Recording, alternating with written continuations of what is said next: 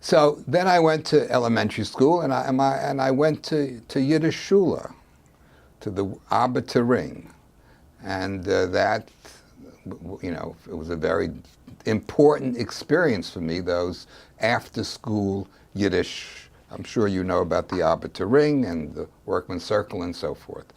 And so, we read. By the way, at home we had a complete set of Shalom Aleichem, and also one of Yud Lamed Peretz, and other Yiddish books, which then, when my mother died, I brought to my house, and then I gave to the National Yiddish Book Center.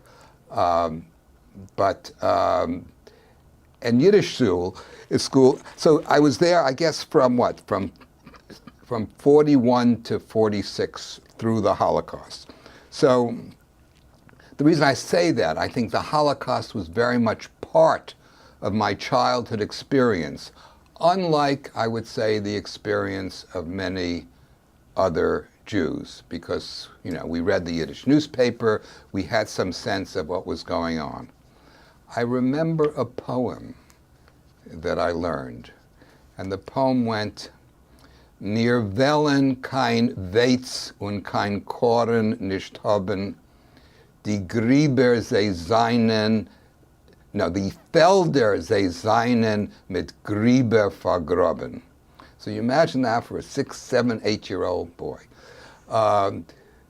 We had singing on Saturday. Chalila, you shouldn't go to shul, right? Because the Workman's Circle was a secular organization.